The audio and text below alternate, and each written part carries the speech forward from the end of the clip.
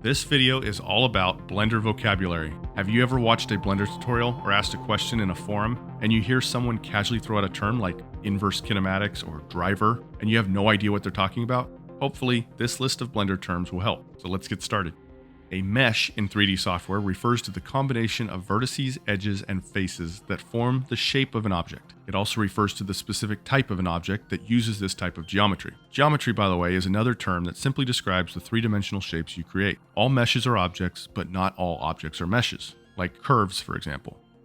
Primitives are the most basic shapes you start with, like planes, cubes, spheres, cones, and of course, monkey heads. Planar is an adjective that basically means flat or level. A four-sided plane will enter a Blender scene as planar, but if you move a vertex, you can cause it to be non-planar. This is generally bad. Tris are always planar.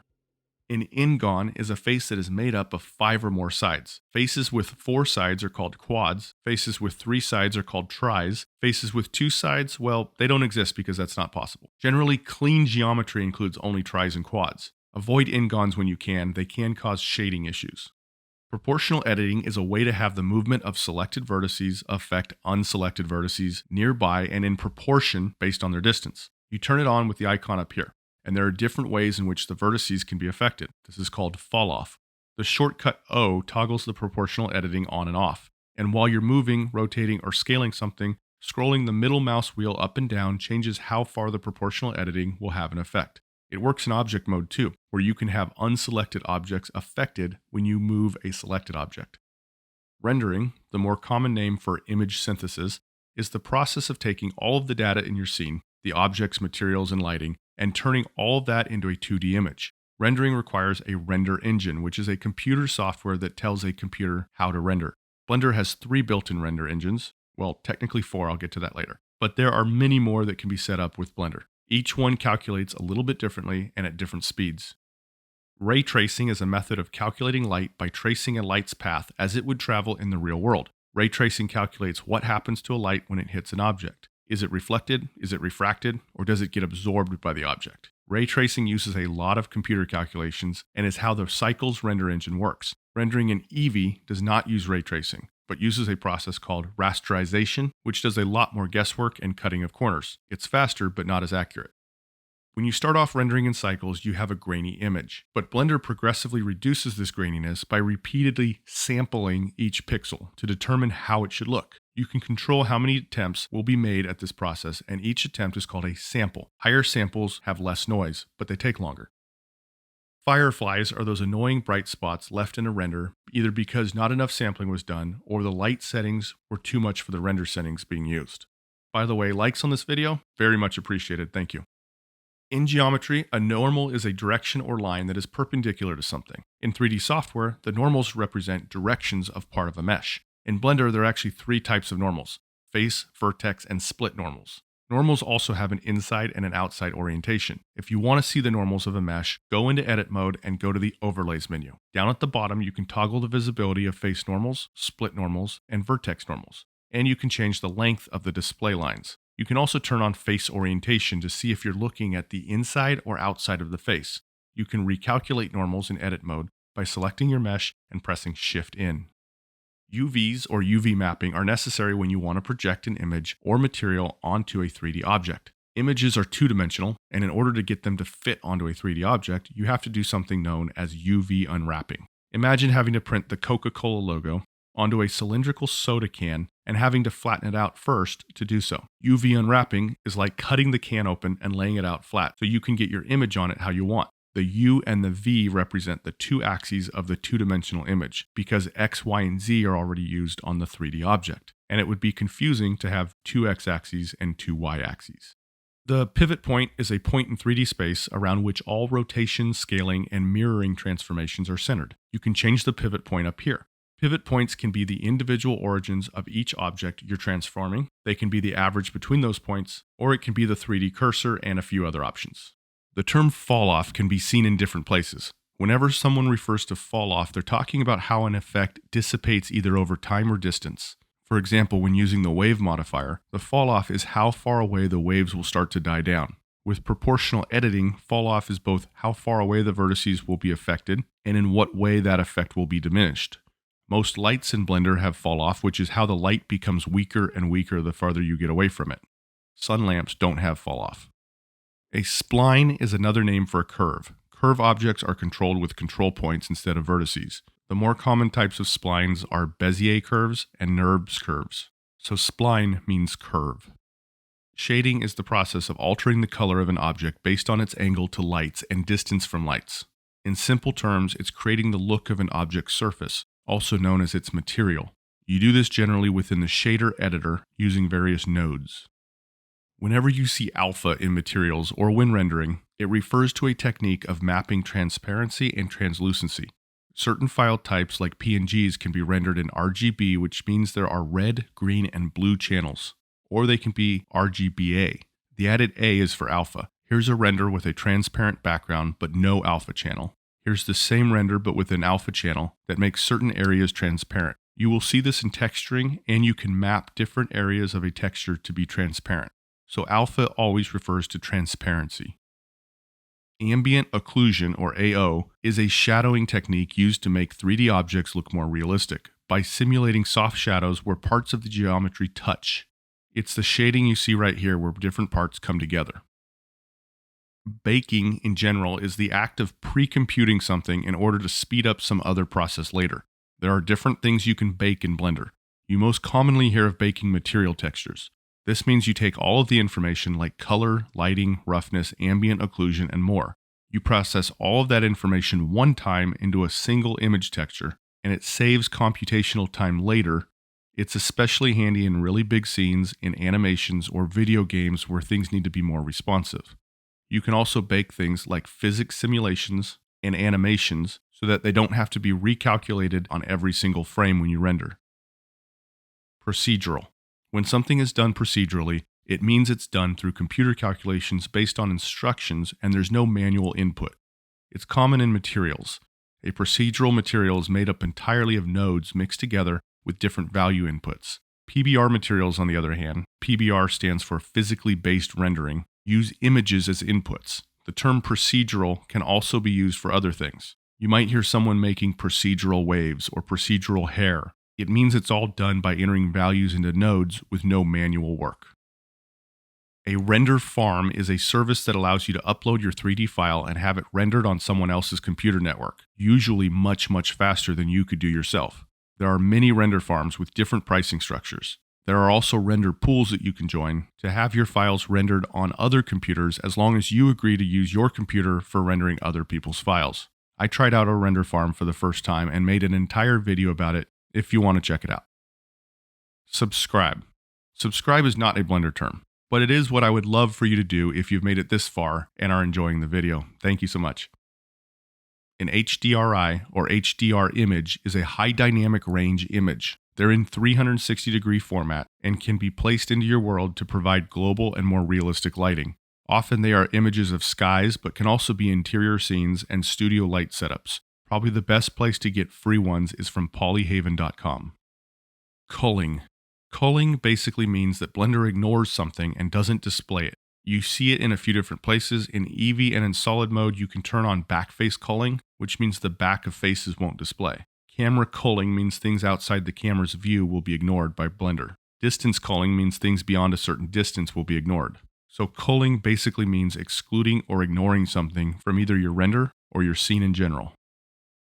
You'll see the term seed or seed value when something can be randomized. Basically, changing the seed value gives you a different randomization. So go make something random, and if you don't like how it looks, keep changing the seed until you get what you want.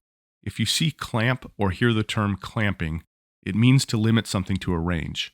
In the render settings under light paths, clamping is an option to limit the maximum light value from a given sample or calculation point when rendering. You would do this as a last resort to remove artifacts in a render, but you may see clamping used in other areas, and it basically means limiting.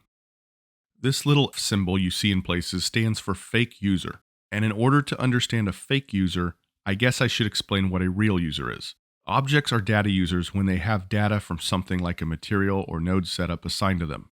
But when a material, for example, is not being used by any object in the scene, Blender will purge it the next time it closes. It won't be saved. To keep this from happening, you can press the fake user button. and it'll treat the material as if it's assigned to a real object so it doesn't get deleted. It's a strange thing to call it, I guess, but that's what it is.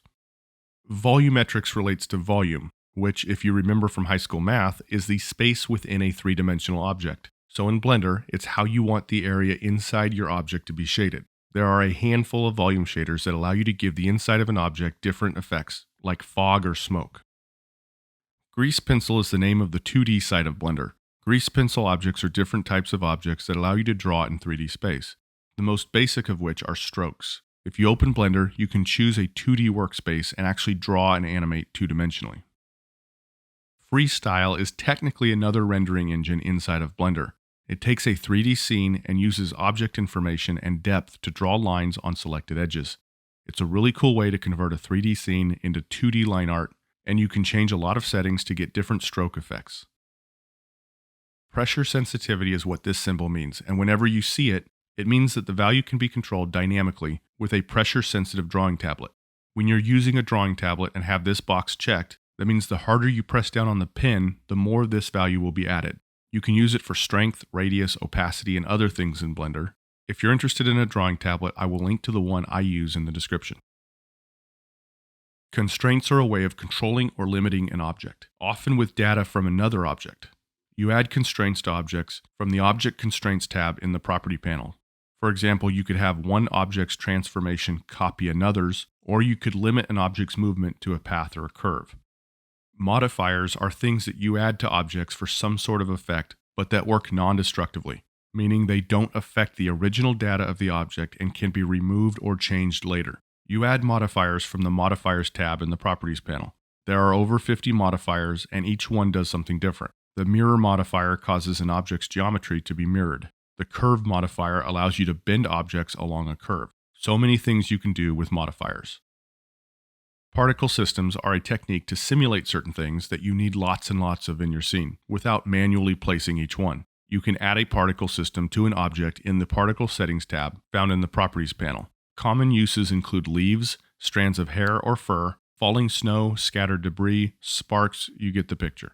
Each individual item created in a particle system is known as a particle. Instancing is a way of creating a copy of something, but using the data from the original object. You may hear something as an instance or an instanced object. It's a more efficient way of duplicating something because it doesn't really add new data to a scene. An instance copy basically tells Blender, I am an object, but to see what object I'm supposed to be, refer to this other object. Instancing occurs when you make a linked duplicate, when you make an array, when you make a collection instance, a particle system, and in a lot of other areas. Parenting. One object can be parented to another, which means it follows the object and is transformed when the parent object is transformed. The object being parented to a parent object is known as the child object or children. Bones are also often parented to other bones to create a rigged armature. Motion blur is an effect that occurs in cameras, both in still images and in video, where fast-moving objects appear blurry. By default, Blender renders everything as a perfectly still scene. But this doesn't look realistic when you have objects that are moving very fast. So Blender allows you to add motion blur to a scene. Depth of field is a very important concept in photography. Even if you don't know what it is, you've probably noticed the effect in pictures or movies. Cameras focus on objects at a certain distance range, and objects outside of that range, either closer or farther away, appear blurry. How blurry they appear can be adjusted in cameras by increments called f-stops. And the entire effect can be simulated in Blender cameras too. Adding depth of field or DOF to a scene is a great effect. Caustics are those light effects you see in real life when light touches glass or water. In many 3D softwares, including Blender, you can include them in the calculation of your renders. There are actually two types of caustics, reflective and refractive. They can be turned on or off by going to Render Properties and expanding the Light Paths tab. They can be pretty draining on render computations, so turn them off if you don't need them to save on render times and memory. IOR stands for Index of Refraction, and it's a property of transparent and translucent materials. When light rays move from one medium to another, they bend. The IOR relates to the angle at which the light bends and can be set when adding transparent or translucent elements to a material. Many materials, such as water, ice, and various types of glass, have known IORs you can look up and set them to match the material you're trying to create. Matte cap Matcap is short for material capture. It's a method of faking materials, lighting, and reflections across your entire scene using just a single image. They're usually used for previews and can be accessed here in preview mode. You can create or download your own, and you can add them in the preferences. You can actually render these out using the Workbench render engine too. So these are matcaps. Drivers are math functions that can change the characteristic of something based on the characteristic of something else. For example, you could create a driver that causes the rotation of an object to be driven by the movement of another object. The more the second object moves, the more the first object rotates. You can add mathematical functions, so you could say that for every X amount of movement by one object, the other object will rotate Y amount. Math is confusing, but if you hear people talking about drivers, this is what they mean.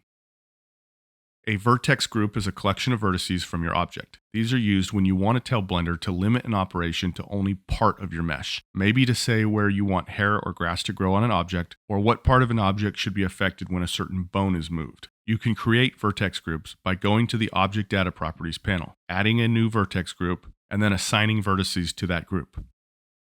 Weight painting is a process of giving vertices within a vertex group a weight value between 0 and 1. These weights can be used for different things later, like density maps for particle systems, or to tell bones how much to affect parts of a mesh. You can paint these weight values in weight paint mode. Blue is no weight, red is full weight, and the other colors are somewhere in between. Voxel is the cubic 3D equivalent of the square 2D pixel. The word is a combination of volume and pixel. Physics simulations use voxels to store smoke and fire data. It's also become a fairly popular style of art. Thanks, Minecraft. Subsurface scattering, or SSS, is an effect that occurs when light passes through an object and then scatters underneath it. The best example is human skin. The pinkish hue from skin is caused by light penetrating the skin and scattering under the surface, so it's called subsurface scattering. You can give materials subsurface scattering in Blender to mimic this effect for more realism. In animation, keyframes are used to tell Blender, this is how something should be at this frame, and this is how something should be at this frame. Blender, I need you to figure out what happens in between. To animate this cube moving across the screen, we don't tell Blender where it needs to be at every single frame. We set a start and end keyframe, and it figures out the rest, a process known as interpolation. Interpolation is the filling in of frames between two keyframes. For example, if a keyframe is set for this cube here on frame 1 and then over here on frame 50, Blender will interpolate the movement of the cube over the 50 frames. In the timeline, graph editor, or dope sheet, you can change how Blender interpolates. By default, Blender uses a Bezier interpolation, so the cube starts moving slowly, speeds up, and then slows down as it stops. Pressing T in any of the animation editors will give you different interpolation options. Linear means the speed will remain the same throughout the animation. An F-curve is a curve that holds the animation values of a specific property. In the graph editor, you can view the F-curves of properties you have animated. As this cube moves up and then back down, its movement along the z-axis is represented in this F-curve. Nonlinear animation. Nonlinear animation is an animation technique that allows you to edit motions as a whole and not just as individual keyframes. You basically save a series of keyframes as an action, and in the nonlinear animation editor, NLA editor for short, you can move those actions around, change their speed, and blend them together. Nonlinear animation is an advanced and powerful way to animate. Shape keys are an animation tool that allows you to deform a mesh object. They may also be referred to as morph targets or blend shapes in other software. When you add a shape key, you add a basis shape for the mesh. Then you can add multiple deformations of that mesh and animate between them. I have a video on shape keys for more. Mathematically, a vector is an object with both magnitude and direction. You'll see the term vector in Blender, and a vector always has 3 values representing the x, y, and z axes. They're used to denote the location of something in 3D space or directional information. Kinematics is a mechanical term referring to the movement of objects, and in Blender it's used to describe how parented objects, or more commonly bones, move. Forward kinematics is when a parented bone controls its child bone. Inverse kinematics is when child bones actually control how the parent bones move. Here's an example. This leg is set up with forward kinematics. Moving the thigh moves all of the bones below it. If I move the foot, it does not affect the upper portions of the leg. However, this rig is set up with inverse kinematics. With this, I move the foot and the rest of the leg follows. The control is inverted. Both forward kinematics and inverse kinematics have their uses. A cryptomat is a feature in Blender that allows you to isolate objects and materials in the compositor. You have to have it turned on in the render passes section, but after you render, it can mask objects or materials in your image, allowing you to make color adjustments on individual objects or by material. Tessellation is the tiling of a plane using one or more geometric shapes. It basically means replacing a face with another object. The Tissue Tools add-on allows you to tessellate. You can tell the add-on to replace every face of one object with an instance of another object. That's tessellation. Multiple importance is still confusing even to me, but when using a ray trace render engine like Cycles, it's an option to have rays sent directly toward the emissive materials instead of randomly finding them. In short, sometimes using this method can reduce noise, but it can also reduce lighting from other areas of your scene. And the only recommendations I can find is to try it on a render and see if it's better or not. My name is Brandon. I'm a digital artist who uses Blender. Giving the video a like would be huge, and I would love to have you as a subscriber.